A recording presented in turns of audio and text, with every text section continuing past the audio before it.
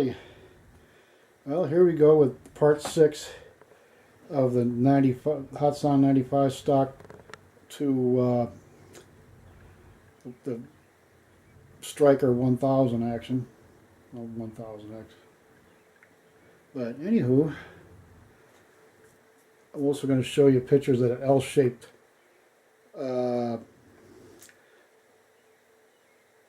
it's an L-shaped black plastic piece that holds up the action tube right in front of the trigger mechanism to balance things so the barrel doesn't point too high or too low or something. I don't even know what you call it, because the only diagram Hatsan shows is for the 1000S, the plastic one, where it's molded in, like the edge. So we're gonna, you guys will have to go to Hatsan when you get the stock. You have to get that L-shaped piece too, and I already emailed them about the problem that the two rifles are slightly different and don't exactly match insofar as that L-shaped bracket is concerned, and you'll see what that looks like in this one. I'm putting reminders in there besides when we go to put it back together. And I guess there's not much more need to be said, but let's hit it. Okay, now here I had to use the second largest countersink again, the 13/64, to remount the countersunk hole for those doorknob sized screw heads Hatsan used. And here, as I said, is that L-shaped bracket that goes in front of the trigger mechanism to support the action tube. And here the screws finally fit the way I intended them to, with that countersunk hole in the reamer. The reamer rounded out the screw holes real nice. And so I took the butt plate and the shim off there that I painted white. And here's the other side, just for reference, so you can see screw holes need countersunk in that butt plate. So I started taking everything apart and used a 3mm Allen key here to take the rear swivel stud out. Got to remove everything to bare wood to finish this thing. So that's pretty obvious why. And here I used a green Scotch-Brite pad to start finishing it, since you can also use the Scotch-Brite pad to go over the checkering, which still stands out real nice from being redone a little bit. And you can see here it cleans up the checkered areas real nice too. Just don't rub too hard for too long. Gets all that dingy stuff off the wood from whatever is in the air and on your hands or whatever, and you can see some nice detail coming out here. And then I switched to 400 emery paper. You can see the grain figuring there. Just don't go over the checkering with the sandpaper at all. Just get up as close as you can and no more. And here's after it's all sanded with 400 grit. Oh boy, going over that checkering was a good idea. That really made it stand out. All clean. It has some really nice figuring. I can't wait to show you guys what this thing looks like with true oil on it. So anyway, here's the special walnut number 224 Minwax oil stain I used around that where I plugged that hole, which I used on the 760 Variant 1 Power Master here on the left. The tiger striping in the buttstock wood is natural, by the way. And I used this real small artist striping brush here to just paint the putty part with that stain, which you see here all finished. So it's kind of all said and done. It'll come out looking a lot like I plugged the knot hole.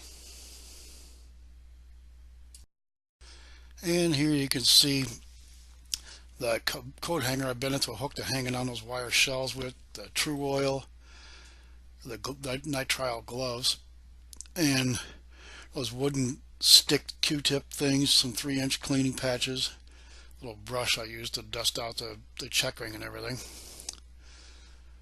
And here's after the first coat. And boy, that tone is looking beautiful after sanding that thing so many times. It's just got a real nice medium walnut tone to it. Even the checkering is looking pretty good, but you can start to see some flames here. It actually brought out flames, tiger stripes, whatever you want to call it, in the wood. You can see it pretty good through, but it's a little blurry on that one. Here's a little clearer shot of it. That is just going to be stunning when I get it done. You can see a lot of flames on the forestock end here, and how that darker grain streaking runs right through the checkering. As the checkering diamonds sort of give it a prismatic effect, but you can see a lot of flames going through an American walnut like streaks in the wood. That is just beautiful. Nice medium walnut tone just by nature. All I'm putting on there is true oil. That's it.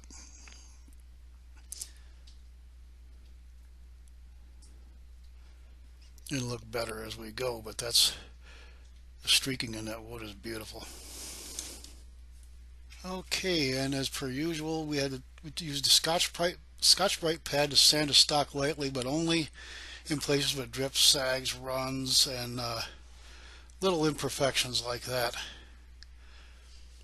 And of course, I wiped it down with a rather coarse surface paper towel I got packed with some of the air rifles I bought recently.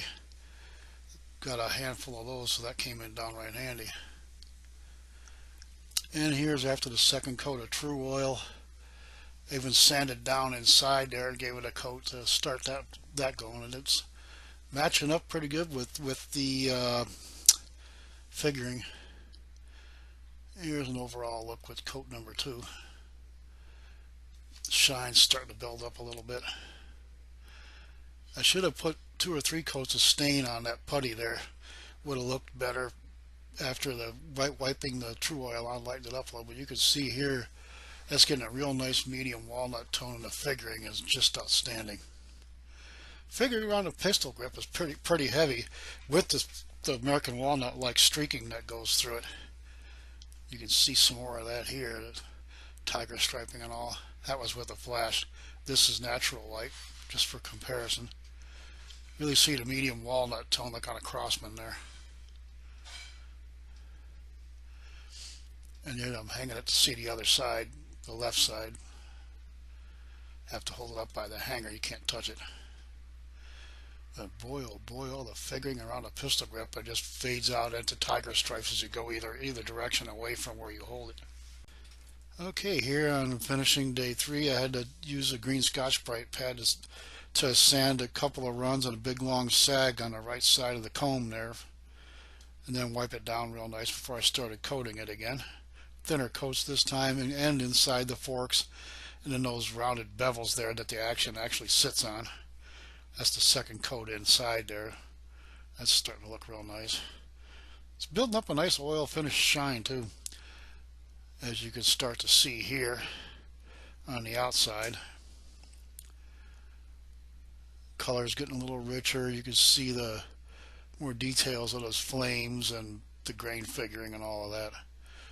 And there's a couple of natural inclusions around the grip area that I sanded down and just adds some neat character to the wood.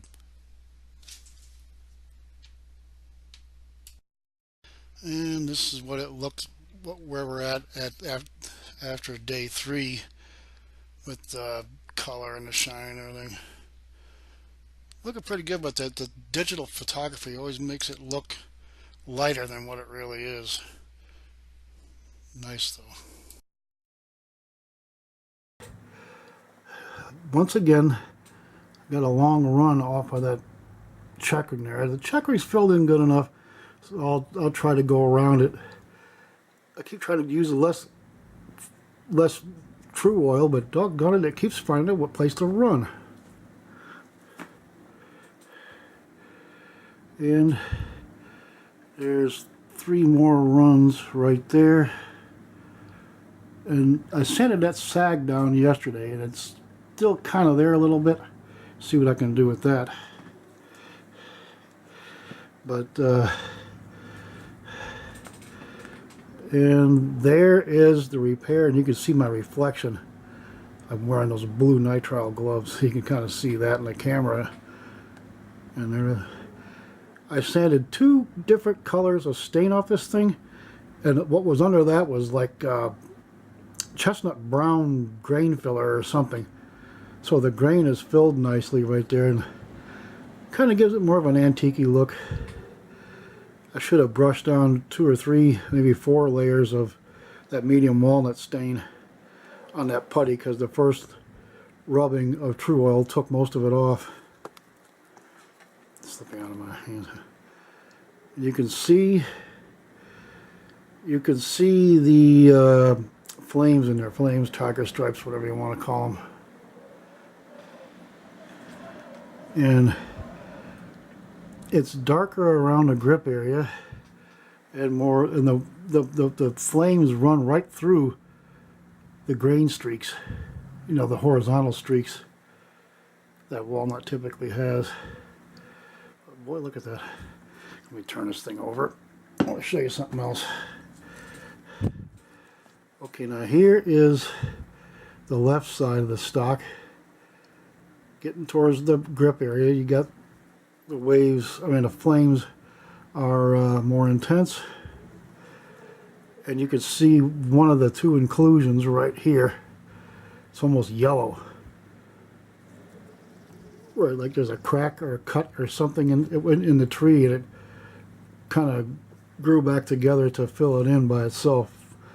They do stuff like that, but anyway, really interesting. I think it just gives the wood more character, and it's easier for somebody to lie and say it's their rifle when you got all these pictures of how you redid it, or you showed it, or whatever, where you could see these very unique inclusions and streaks in the wood.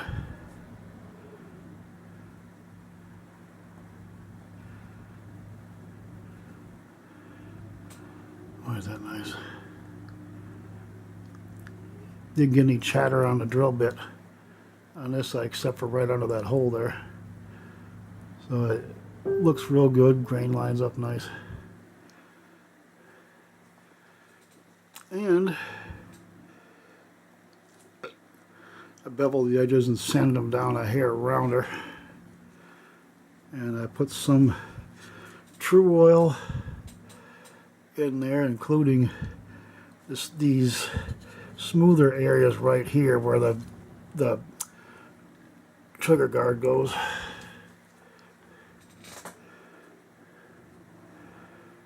Just wanted that to look nice. Cut it at the same angle on this 95 stock that the 1000X was cut on the forend where the forks are. Okay, so let me see if I can show you guys what I'm doing here. This big long run right there, right off the points there. I deepened, well, I chased the checkering basically with the #1 checkering finishing tool, so it holds more of this stuff. Just rub lightly and a few times. You can see it doesn't take much to get rid of it. Use my t-shirt, screw it. Jersey knit material is pretty good for. See, you can see I've gotten rid of that run.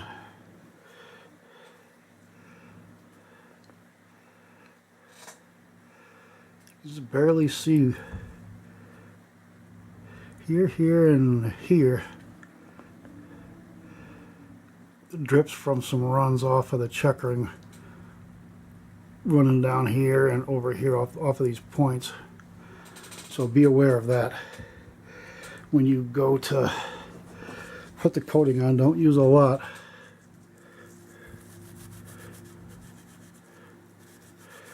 And as I said, just don't rub any more than you need to to remove the drips at the end, because that's the part that really highlights those runs so they're easier to see. So we will try to get that rubbed down even.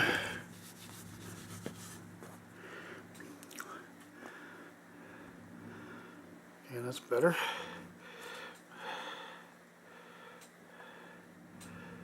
You can see a sag right there. I can't hardly hold it up and show you at the same time. Little line right here. So that was there yesterday, and I tried to rub that down with this green Scotch Brite.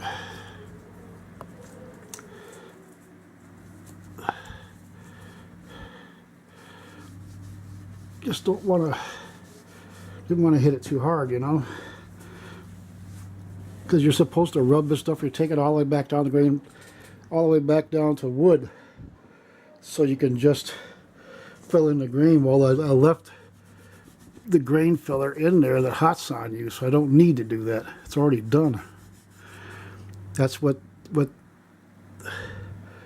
can see the grains filled in with black, besides the natural walnut streaking here from the rings. Well, they quarter saw the wood and all kind of stuff to get different grain effects. But boy, that one's really standing out. I don't know if I can get rid of that one without taking it all the way down to wood and starting over, and I really don't want to do that. Not building a hot rod here, you know, with 20 coats of hand rub lacquer and all that stuff. It takes a couple of years to do. This rifle's been a year in the making already. But anywho, give it a look from another angle here. How about that? See all those flames? Darker around the pistol grip, and it goes back to streaky flames again. But you can see here where those flames run right. You can see where the pale marks where right here, the little, it's like I sanded through it and I didn't. That's the way the flames are on the buttstock of this rifle. It's darker over here, and it turns back into, it strobes out into these flames that go right through the grain streaks. It's like a negative. Cool, huh? Day 4 yet, where I got the fourth coat drying. A little cloudy and windy, and storm blowing in here. It's hard to get consistent lighting. But look at that shine on that walnut.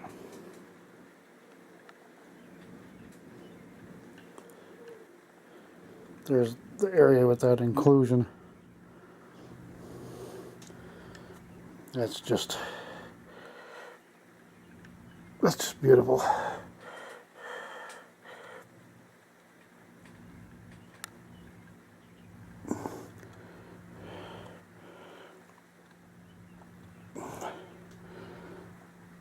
Trying to get that lit up real good so you guys can get a good look at this. But oh man, gorgeous.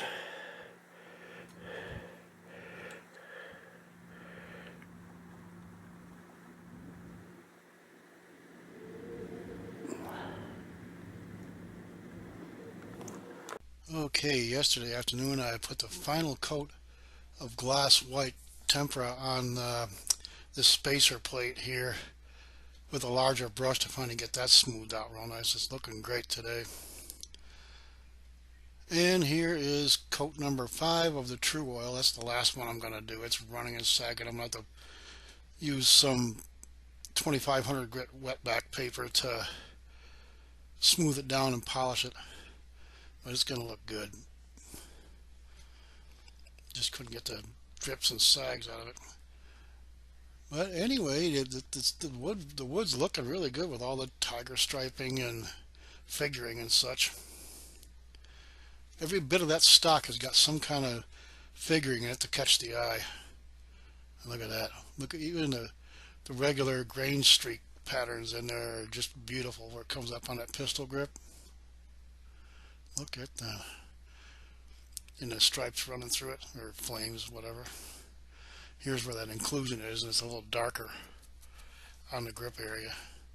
And it just the flames just strobe out from there, and that is awesome. Looks pretty normal on the bottom, oddly enough. But that sure is pretty.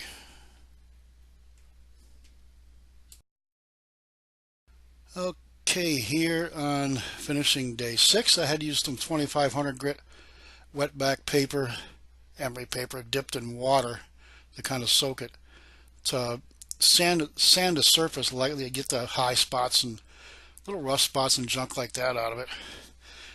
Dip it frequently to keep it wet, and that'll work just fine. And being 2500 grit, it'll stay shiny. Just smooth it down a mite, as you can kind of see there when I'm cranking the rear swivel connector back in with a 3mm hex key. Makes a quickie wrench. And here I had to put the 2 screws in that white spacer plate to put that back on. And with a better paint job on it, that looks really nice against that Turkish walnut. And here I used the biggest countersink I could for the rubber butt pad screws, because there's a threaded metal plate molded into that thing with the threads in it for the screws, so you can only go so big. Not bad, but needs to be a little bigger. I'll see what I can do with that later. But anyway, it looks good, doesn't it? Contrasting colors and everything. And here I put the trigger guard back in, but only the front screw.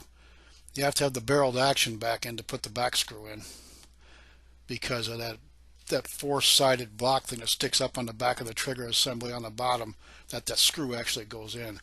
Here I put the 2 shims in for the action support, the little L-shaped thing in the top of the picture there, and here it is, and all back in place.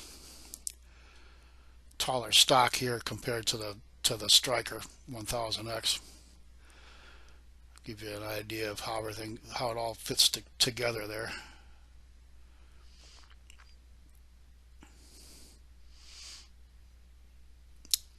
And here the barreled actions back in, so I'm putting the rear screw in. Again, that goes into that 4-sided block on the back of the trigger assembly. Just kind of showing you where it is there. And here the rear swivel back in place, good old Uncle Mike's. Okay, well, it's about a year in the making, but I finally got it virtually done and back together, as you've seen. It's still pretty shiny after wet sanding some spots to all that linty, flaky stuff in this one. I don't know what it is. It settled. I don't know where it's coming from, but some of it got into the true oil as it was drying, so I sanded that off and with 2500 grit wet paper, just soaking paper in a glass of water, good enough. And after all that, here it is. That's beautiful. That wood came out really nice. 5 coats of true oil. No stain, no nothing. It's just Turkish walnut and true oil. Get different angles here so you can see it.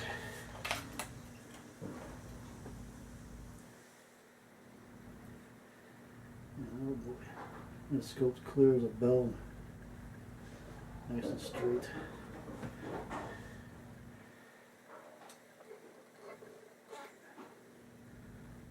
Just turned out really nice.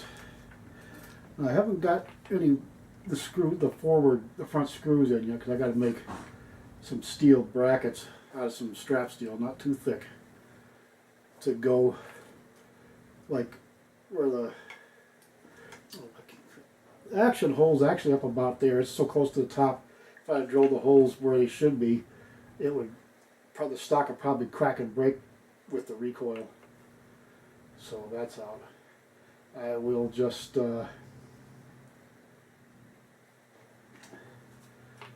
make brackets. In the future, don't plug the holes and re-drill them.